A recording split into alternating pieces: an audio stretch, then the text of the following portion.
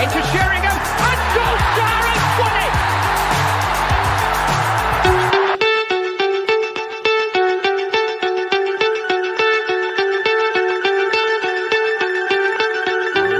I can't believe it. Football, by the hell. Good evening, ladies and gentlemen. This is your host, Killian, from the Mag 24/7 Reds, and I have my co-host, Benno and Chaser here in the panel. How are we, boys? Not too bad, mate. It's too bad. So not Are you? How are you? Day, but it's beautiful. Living the dream. Jeez, I must say, boys, a week without football it's not great, is it? We've had the AFCON, if you want to call that football. We've had the AFCON. That's been a good barrel of laughs, to be fair. Baby with a banger. I always liked the kid, bro. Yeah, can't fault the guy. Fair play to him. But so what do we have lined up today, Benno, in as far as the agenda? So as obviously everyone can see, there's only the three of us tonight. So we're going to try not to keep everybody waiting sort of too long with this one. We're going to look at obviously we've not covered the Spurs game, so it's going to be a bit of a reaction to that one. We're going to go into a little bit more depth of detail because of the fact that there is the three of us tonight. Obviously, we've got to look forward to the FA Cup fixture away to Newport County. We are going to discuss, the potential kind of road to Wembley. Obviously, we've got to look forward to the next league game. Obviously, away at Wolverhampton. You've got obviously the news that dropped last night with regards to the new CEO. So we're going to cover a little bit about that one. Purely opinion based with it all. There's no, we're not going to deal with anything here. We're going to purely just base on our views of what we think and what we've read. So that one, and then basically we're just going to kind of look ahead to basically where and go from there. So yeah, it doesn't sound like a lot on the agenda, but I think the stuff that's going to get brought up, I know certainly from my side of things, I think there's going to be a good few talking points. Yeah, 100%. So to kick us off, obviously, reaction from the Spurs game. I know it was a bit away, but we didn't get a chance to discuss it. So we'll start with Chase. Chase, what did you reckon? I thought we were. It's a tough one, but I thought we were shit. One-man midfield basically getting overrun, and the crazy thing about it is they didn't even have some of their best players playing for Spurs, and they still looked better than us. So yeah, can't really argue with that. Benno, what give us your thoughts before we do an L whip around for player ratings? I'm going to go a little bit more into detail to what Chase has said there. I think I remember saying on the last podcast, I actually called the 2-2 draw with it, but I expected it to be very much more of like a game of basketball, us attack, them attack. It was a battle of two attacks, really. Then I changed my tune in my pre. I looked at the players they have missing, and I ended up predicting a 3-1 win for United. And pardon me for being optimistic for a change, but I was really. I'll be honest, it felt like a loss to me. It really did. That's a game we should be winning. I mean, you should be winning every game at home anyway, but the players they have missed, we had available. I got a couple of stats here that I want to bring up as well, going into the reaction on that one. Yeah. We had 2 shots on target in 90 minutes at home. That to me, that's a poor. And to be honest with you, it wasn't even like we had a load of chances that went off target. We just had our shooting boots missing. Credit to Rasmus Højlund, took his goal very well. Because goal, loved it, absolutely loved it. And credit to Rashford, is a good finish, but we'll talk about his game afterwards. I said this to you boys last week in a conversation. I watched a team there, or two teams. One looked very well coached, and the other didn't. They had over 60% possession. Now, I know possession doesn't always matter, but it does when you're only creating 2 on target. Yeah. You know, if we think about under Mourinho, under the times we said, there's having control of the game with the ball and also without the ball. I thought we did neither. We did neither. And the way we, the first half, I'm thinking the way we, they created a few chances, then we went in the lead. I'm thinking, right, that should be it now. We should be fucking raring to go. Second half, we came out half asleep. Must have had Jadon Sancho's alarm clock. To be quite honest with you, the way they scored that second, I mean, even credit to them. Like they played well, but they didn't play that well. We were just, I'll be honest, we weren't that good. And yes, you could argue that a few months ago we would have lost that game rather than drawn that game. That's probably the only positive I can take from it, from a collective point of view. For me, it's not good enough.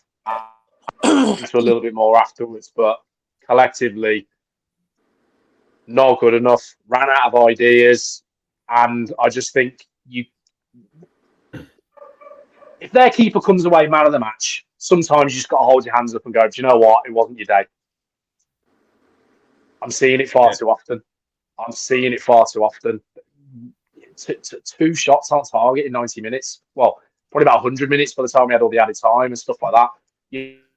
At the end, that's one of those that either goes in. He should be scoring it, but it's one of those. Sometimes they go in, sometimes they don't, or whatever. But yeah, I've been speaking a little while now, but for me, not good enough, and I was very, very deflated after that 90 minutes after that performance. Yeah, no, I echo those sentiments. Very few positives to come away from that game. Hoyland was a positive. I thought Delo was decent enough. I saw him getting rave reviews after the game, and I was thinking he wasn't that good. Like, he was all right. He did his job.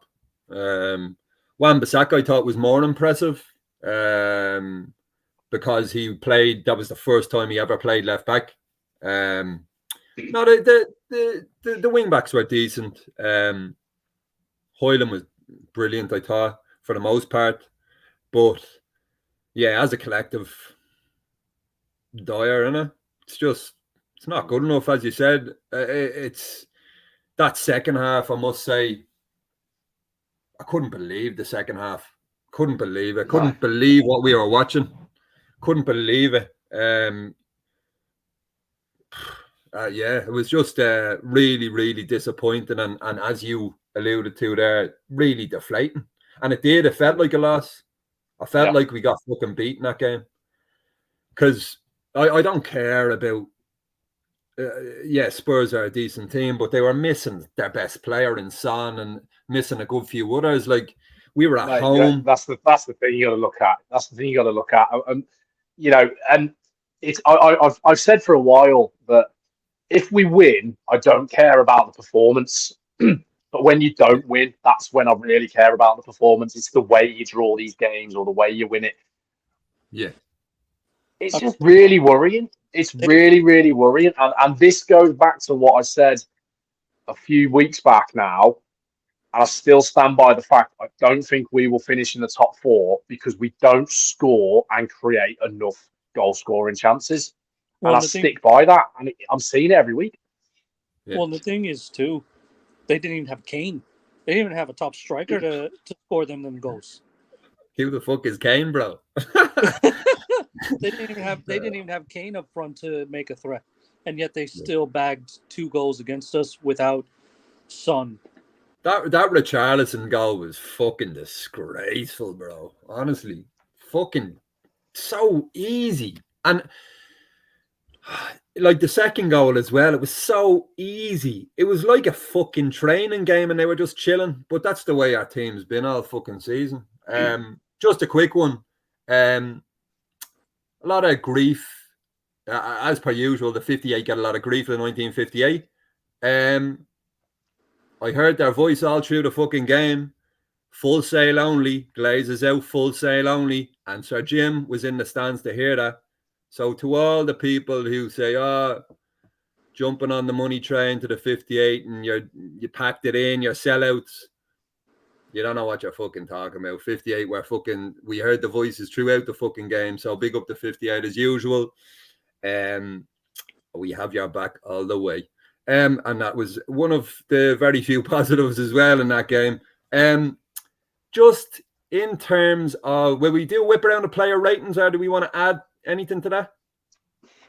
I think I don't think we need to necessarily go into every individual here. I think it's more of a standouts or those that didn't, shall we say. I say, for me personally, I've touched upon Rasmus Højlund. He scored his goal, took it well, but you can't score if the striker can't score if he's not given the ball.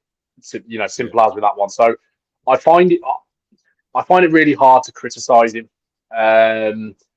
because, like I said, I don't even think Harry Kane would score goals in this one. Now, hopefully, as Rasmus Højlund gets older and gets better, he might start creating more chances for himself and stuff like that. That's what the top striker. Wan-Bissaka, I think you touched upon that. Phil, he did okay at left back. I think expecting too much of him would have been, being a bit hasty. A lot of people have raved about Delo. Timo Werner had his pants pulled down all game, and Timo Werner, for example, is a guy that people didn't want Man United going anywhere near. You look at that second goal; it comes from that left hand side for Spurs. Did okay. Again, I think there's not really anyone you can sort of say doing that. From a player point of view, the thing I was most happiest about was seeing Lisandro Martinez back on the pitch. And there was that little clip, I think we shared it in the week, of he proper body checked Richarlison in their box. Yeah. And granted, you won't always get away with that with the cameras going around, but that just a little bit of personality. I really hope we can kick on with him. And the final thing for me that I do want to cover, every week I am becoming more and more concerned with Andre Onana. I could be really picky here, and you look at the goals they scored. He was glued to his line on the first one. Could he be claiming it? I think it was too flat, personally, but he didn't make his presence known. The second one, that's kind of one of those. You try and make yourself big. Some days they hit you, some days they don't. Chase, have you got bad? You sound like a bit of an echo, mate. Can you hear me now? Yeah, but I can also hear myself on you. No. Okay. I don't know. I'll never be one of the. I thought the time was to move on with De Gea last year, and I stick by that. But I feel like he's showing a lot of weaknesses in his game. And to be honest with you, I don't give a shit if a keeper can play the ball out from the back. If he can't, the manner of goals that he's conceding. Granted, it's not all his fault, and we touched on this last week. When you've got a decent back four in front of you and a solid midfield, the amount of chances. I mean, Edwin van der Sar, Peter Schmeichel would concede goals in this Man United team. But it's the manner that he's conceding them. And I'm sure I saw the other day that in all competitions this year, he's conceded 54 goals in 51 games, I think. Something like that. I mean, to be fair, me and Keel, we spoke about this a little bit earlier, that the way football is nowadays, it's not about, let's go get a shot stopper. It's all about ball players. Oh. There's the likes of your Schmeichels, your Van der Sars, who are top notch, some of the best to save shot stoppers, or a dying breed. You rarely see goalkeepers now who are great shot stoppers. It's all about it's all about getting your midfield, getting the best backline possible, so that when you don't face as many shots. I mean, if you look at let's say the likes of City, right? How many shots does Ederson really face? Now, the only one that I can see, other than, let's say, Courtois, right? He was an amazing shot stopper. Alisson can do both, but you rarely get keepers nowadays who can ball play and save. That's the thing I was going to bring up then. I think you look at like the best keepers in the Premier League or in Europe right now, you know, you like to your Edersons, your Alissons and so on. They make mistakes. Every keeper does. And I'm not trying to be too heavy on Onana here, but they have more good games than bad games. So the positives outweigh it. At the minute, I'm getting more concerned. I'm going fucking great bit of business or anything like that. I'm a bit, and even the goals I don't know if you saw the goals he conceded the other day in the AFCON. I don't want to be over critical, but No, I'm not protecting. You kind of want more. He's been fucking shit. I'm sorry. Since he's come in, he's been fucking shit. Not fucking good enough. I said it at the very start. Give Kovar a game. Where's Kovar now? We fucking sold him. I think no matter who we bring in as a keeper, whatever, it's not going to help anything, because I'll tell you why. Other teams around the Prem, as you could tell, the likes of Spurs, so on, they're teams. They're teams that play together. Like we're a squad, but we're a squad of individuals who rely solely on an individual talent who can win games, but that's not going to win you trophies. The problem is with this fucking group of lads is they're not pulling in the same fucking direction. We talked about it earlier, Chase. Newcastle Pope looks $1 million fucking dollars. Why? Because he has a fucking consistent back line. I know now they're getting a few injuries in midfield and that. But they're a fucking team. Mm-hmm.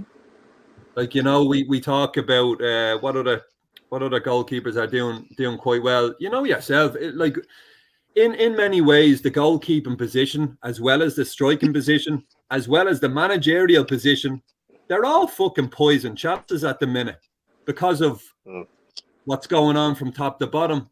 Now, the manager doesn't fucking escape either, and we'll touch upon that. Maybe Benno wants to cue in a bit, but it's just as we alluded to, I don't think any with the injuries and the inconsistencies of the team sheet, don't think any player can find any rhythm, and this is the problem as well. It's a big fucking problem, and thankfully, do we have a star striker behind you, Benno? Yeah, mate. He's playing goal, bro. He's good at getting. He's not bad at shot stopping, to be fair. I'd say he can catch a ball better than fucking Onana, bro. Just before I move on to Benno, we have Top Cat in the arena. He says, "Good evening, legends." TC, we hope you're well, brother. And we also have Susie. Susie, good evening. We hope you're well, Mrs. I'm just running through a few comments.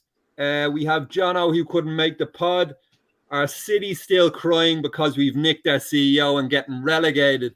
We will touch upon that later on, but that's a bit of a comical. Papa Jono. Yeah, Jono never fucking misses. And then we also have Dazzle that couldn't make the pod, unfortunately. Sending love up to 58 in TRA, always. And let me see. Yeah, so Benno, do you want to touch upon a bit of the managerial position and what your thoughts on it? Do I want to? No. You can get Arnold to speak for you if you want. Yeah. Do I want to? He doesn't want to, but he wants to. I'm a bit. I think it is a little bit concerning still from a managerial point of view. We touched upon, obviously, we seem to be lacking a bit of ideas against Tottenham. Now, it's one of those. It's a lot of stuff with managerial opinions from where we're sat is hindsight, because we can heroes fit. Why aren't you playing him? But if he'd have come on and got injured, we'd have been going, "What are you doing, rushing him back?" You know. So I won't criticise on stuff like that. But we're not winning games we should be winning. And I said a while back, and I am going to adjust my opinion a little bit here. And please note, this is an opinion, which I think, obviously, I said, what was it, before the week of the Liverpool game, wasn't it? I think he loses 3 of the next 4, including obviously getting knocked out of Europe, and he'll be gone by around Christmas time. Now, he's still here, so of course I fully support that. Do I want him out? No. I'll never call for a manager to go unless he, shits from a letterbox or something like that. But I think with where the club is now, with what seems to be going on with the off-field side of things, personally, I'm now, like I say, adjusting my opinion a little bit. I think now it could be a case of, I would assume his KPIs at the start of the year would have been win a trophy and finish in the top 4. Yeah. And I do now think possibly, because I think if he'd have gone, I think he would have gone by now. I think they would have given a new manager January. We only had time to spend time on the training ground and get things right. Do I sympathise with him with the injuries we've had? Yes, 100%. Of course I do. See you, mate. I now think if it looks like finishing the top 4 is pretty much unachievable and we're out of all competitions, I think that will be curtains closed. Could be top 5. And possibly could be top 5, but you can't be relying on that. That's no, I know. Because I think sticking with it, I'm not very encouraged with what I'm seeing. Chase said a couple of minutes ago there about Tottenham being a squad. Are you telling me that realistically, we've got to be honest here, where they were 12 months ago to where we are right now, who's in a better position?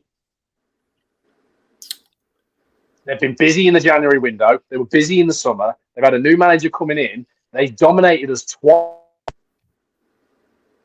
They battered us at their place. Yes, we had a couple of shit decisions, granted, but I refuse to go into that. And realistically, we were probably lucky to get a draw last weekend, if we're being really honest. And again, this is my opinion with it.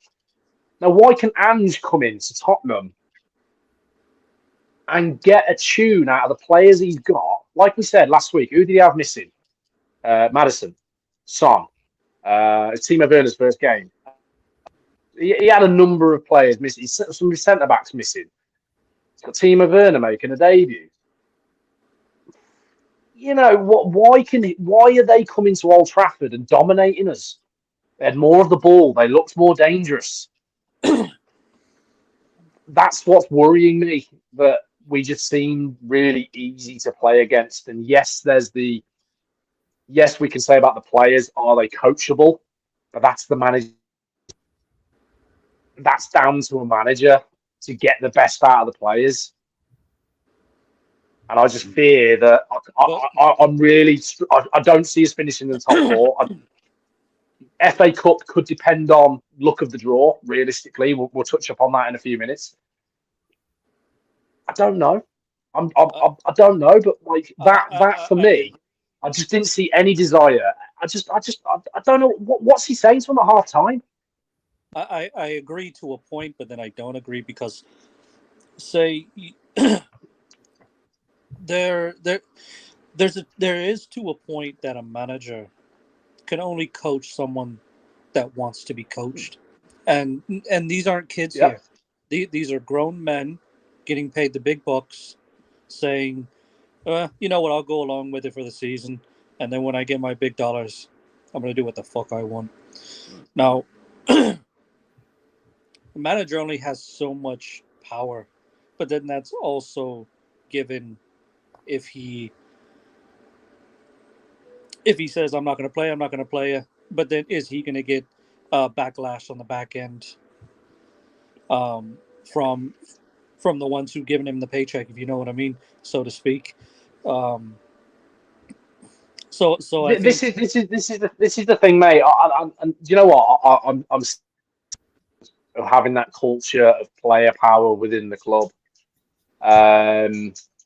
But we've spoken about how I'm just struggling to be encouraged as such now. Do I want him to do well? Yes, 100%. Because if he doesn't do well, it means the club's not doing very well. Why would I want a manager to do badly or anything like that? And this is, I'm seeing a lot of this around at the minute. I get people might not have their pick of their favourite. But if you're not backing a manager effectively, you're effectively wanting the club to fail, which makes no sense. If you're a supporter of the football club, not the man. So of course, I never want to see a manager get sacked. Do you think he survives the summer, Benno? Do you think he is still in the job to sign players in the summer? He has to get top 4. He has to get. You'd be a good politician. We'll give you that one. For me, I think. Go on, Chase. Go on, mate. For me, he stays because I think the people that are going to be coming in give him that chance. You got a new regime, you got new people coming in, and I think this season is a write-off top 4 no matter what. If he gets top 4, but we don't know who's coming in. We can't. We've got right now. This is what I'm saying. A lot could obviously change between now and then. Based on what we've got right now, we don't know who's coming through the door. We don't know who's going to be in what position, whatever. It's purely guesswork, effectively. And this is why I think if he doesn't, he needs to hit the top 4. And I think they'd be well within their rights. So I personally think to say, sorry, you've had £500 million spent. Half these players are yours. They're not what's expected. The thing is, going to shake hands and who the fuck's you going to bring in now, Benno? Know what I mean? Mate, we could go around in circles on this one because we could have who do we want, who do we think. We're gonna. There's loads of different avenues we could go down with that one. We'll cover that another time. I think. We all know. All we'll say is maybe the stars are aligning because Tommy Tuchel lost today.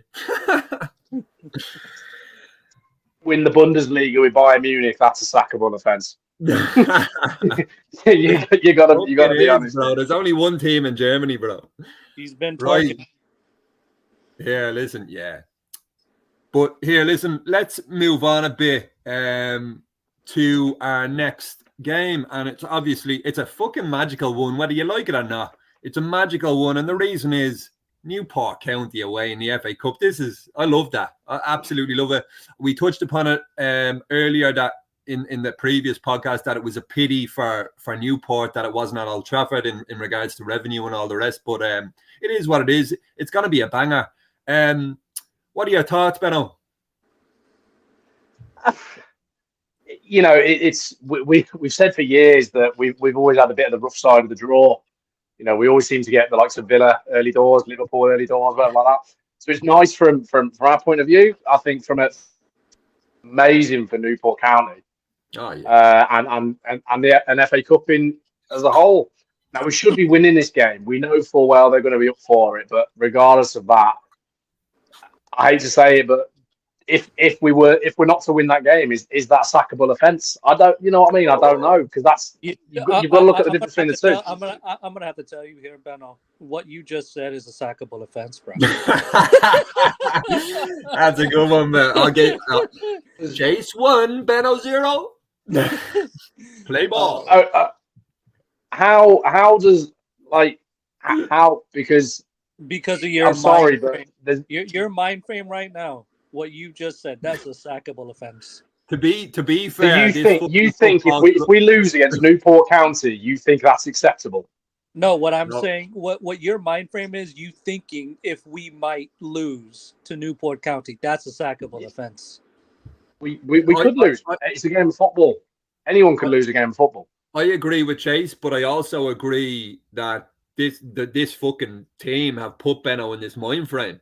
And it's fucking, to be fair, everything at the moment is flat, it's stale, it's shit, So I can understand why Benno feels like that, but I also, Newport County, come on, Benno, we can't fucking lose against Newport County. No, mate, I know we can't, and I think, but we've got to be real. We've got realistically.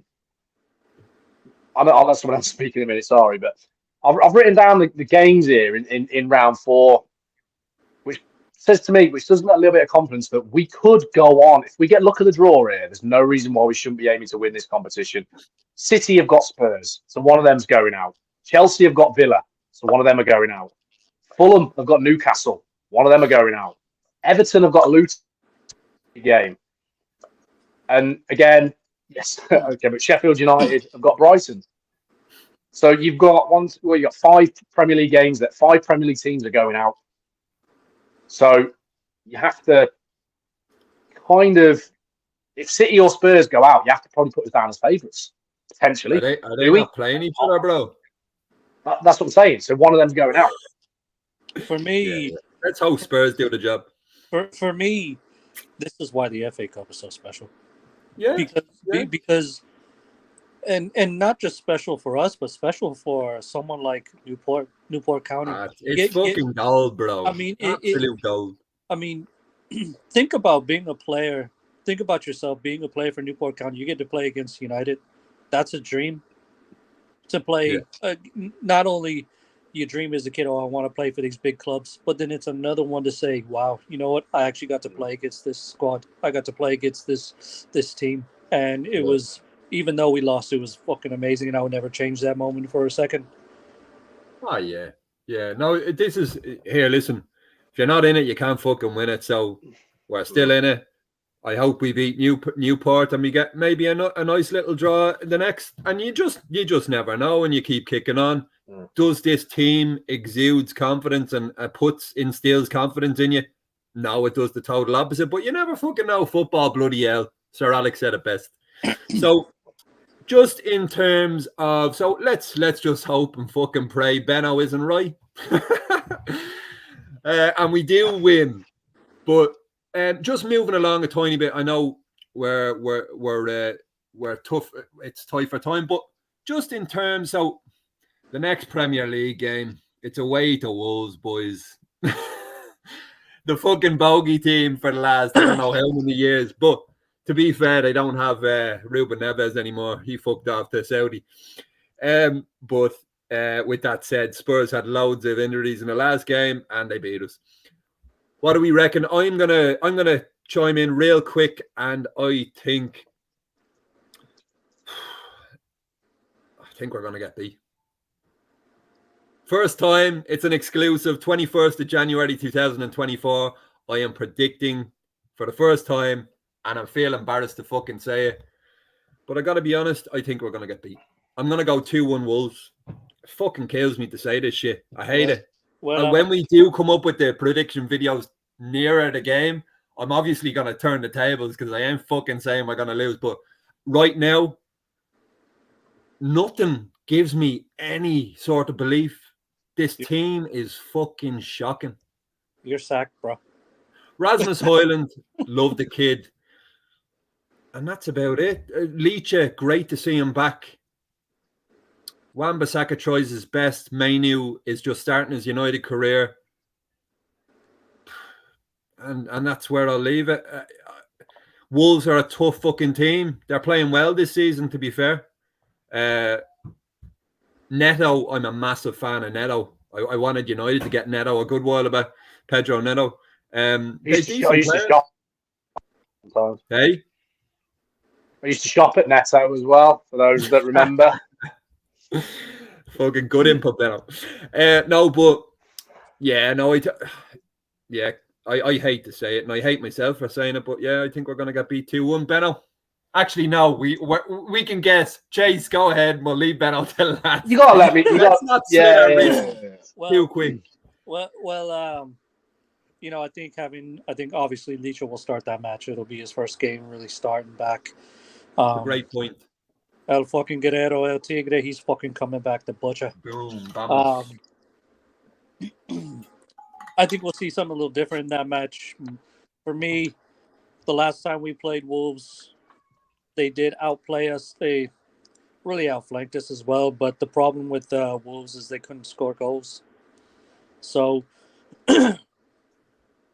for me, I think we nick it. I think it's 2-1. I'm going to go 2-1 on that one. Hope to fuck you're right, bro. I really do. Benno, Fuck it. 4-0 Wolves. No. Go easy I on think them, if you look back, at the last probably 5-6 times we played Wolves away from home, especially, there's probably never been more than one goal in it. Yeah. The last couple of years, I think we won 1-0 there last year. Was it New Year's? It might have been New Year's Eve, I think it was, possibly. Was that a Langer by any chance? No, it was when Rashford got dropped, didn't he? And then come off the Yeah. bench and scored. Right.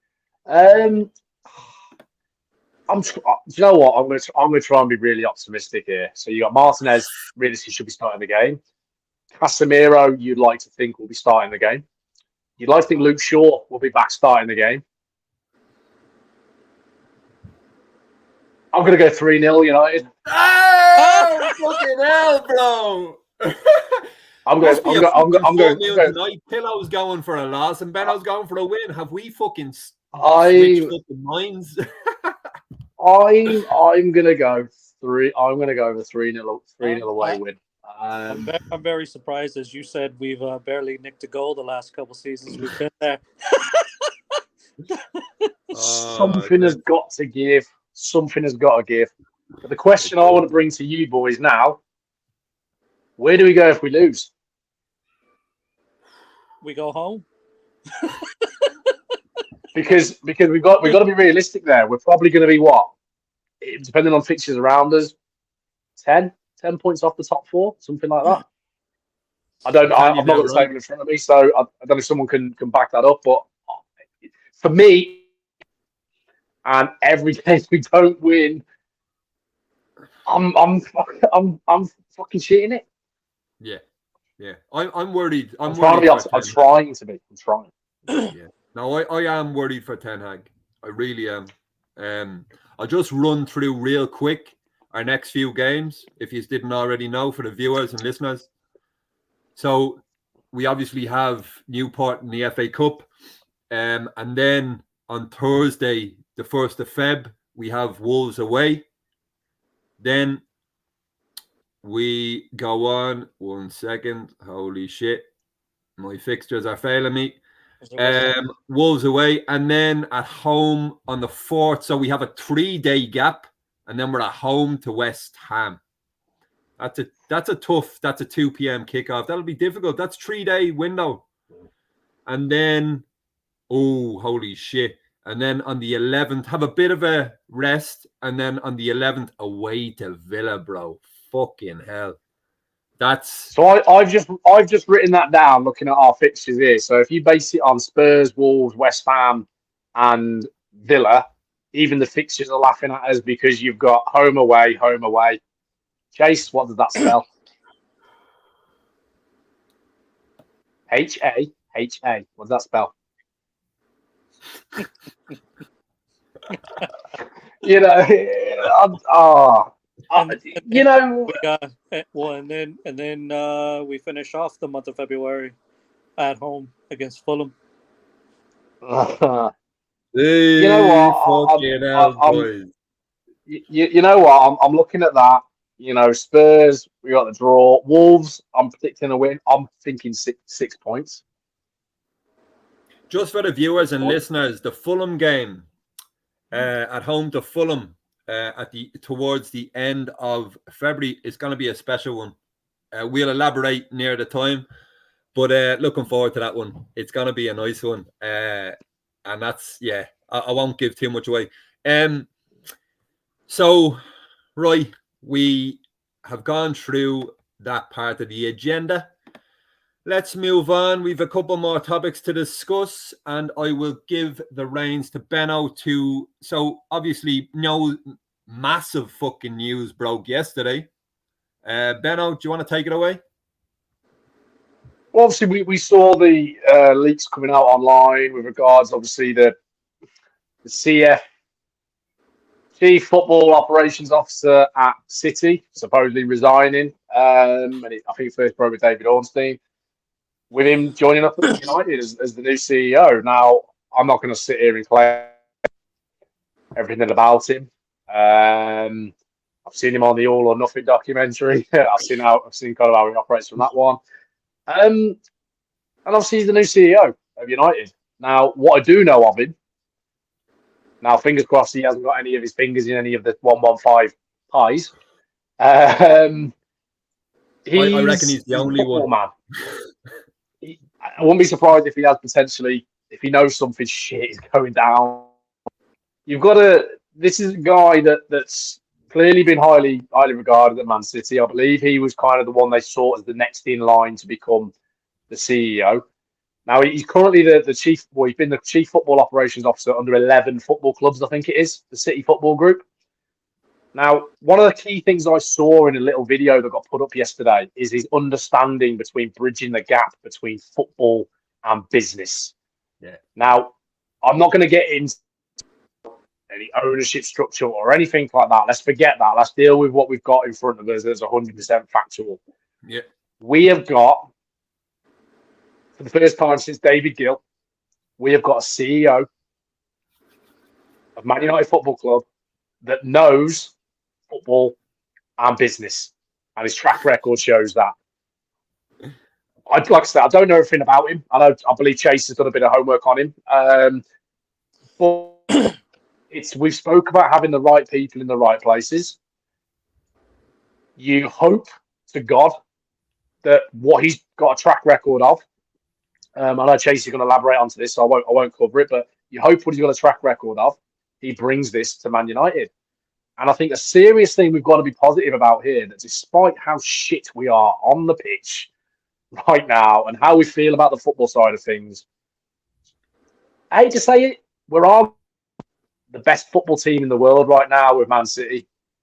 And we have pulled a guy from them. Now, City get it right. Football-wise, hats off to them. Again, we're not going to go into the 115.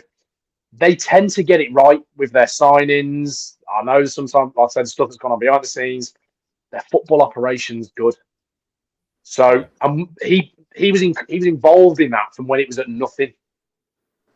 And Chase is going to go into this now. So we've already got something. So this can only be a good thing, surely. I can't find a negative about it. Yeah, for me, it's a cue, to be fair. And we talk about best in class. Gary Neville fucking talked about it. We need the best in class for Manchester United Football Club. And this guy, I'm not gonna pretend I know fucking anything about him, but I know he comes from La Masia in Barca.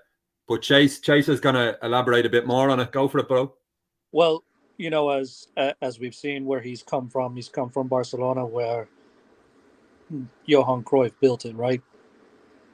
He wasn't the solely person, but he was a huge part in their success and their academy and how they bring kids, whether it's to the academy or to the first team. I've seen it firsthand. I've noticed firsthand of how the Barcelona academy and how they run things, how it's structured, how they play with each other. And this is what he's going to bring football-wise to Manchester United. We all need to be excited for this because this is huge. We're finally getting someone in who knows not just about business, but football, knows what to bring, what to look for, who to step in important roles, and what style of play. Now, by bringing him in, tells me they want to go with that type of structure that Barca has as well, the way that structure is, the way it's implemented. You bring someone like that in that knows that structure, hands in, hands out. That's what you go for. And for me, for that signing and noticing firsthand of what Barcelona is and what he brought to City, this is huge. Yeah. Huge positive for this club going forward. Fingers crossed, bro. Like a lot of shit's been said about Ineos and all the rest, but this is a big fucking move, bro. This is a big move. Means they're not just here to fucking enjoy the ride the way the Glazers have. They're here to win fucking things. And I think this is a statement signing, in my opinion. Go for it, Benno. Remember a couple of things I just want to say a bit more on this one, but there was a big thing I read last night. If you look at that Man United statement, I think one of the first lines, I can't remember it word for word, as we aim to put football, I think it was, at the centre of our ambitions again, or something like that. Yeah, that's a positive. It's a positive, and if you some might curse me or anything like that.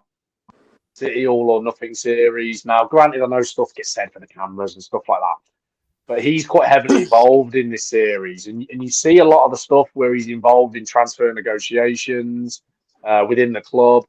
His knowledge of business as well, and I believe he said there was something about if a player doesn't fit the model or the budget, we move on. We don't overpay. We've witnessed them do it in the past. They wanted Harry Maguire. They were no. Do you know? Somebody else do it. If it was Declan Rice in the summer, for example, they clearly probably they might have been interested, and they stepped away. Yes, I know he wanted to go to Arsenal, but that it's everything that we've said is wrong with the club for years. That we're paying people to come. The pay is the bonus. You should be wanting to play for Man United. I'm encouraged by it, and I hope to. I will be spending more time looking up his track record, his history. Going to bring, like I said, I'm not going to claim to be an expert. I'm going to go off what I have read and seen, but it's a positive. What's not to be happy about? This could be, arguably, this might be a controversial one here.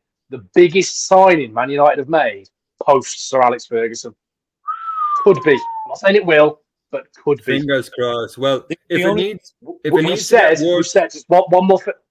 I just want to say, we've said for a while that shit runs downhill, right? We've had Richard Arnold. Commercially, great, fine, whatever. But you need someone that brings them both together. So hopefully somebody's there to now plug the shit, and everything else just blossoms around it. So it could be the biggest signing. This is why. I know what a beautiful fucking metaphor there, boys and girls. This is exactly why I said this is monumental because he helped build City. He helped build City to what they're doing now as well. But as you said, Benno, bring in players that fit the form, that fit the structure that they want to bring in. We've never had that. It's, you know what? Who's the biggest star? Who's this? Who's that? Not so to speak, as you say, is let's say a Julian Alvarez, right? He's not the biggest star, but he was brought in. Why? Because he fits the mold. And if you see his track record, the track record at Barcelona as well, half of those players come through the academy, and they start for that team. They start for the first team. Why? Because they play the same style, and they become stars. You pay for those kids when they're young. You bring them from whether they're in Spain, Europe,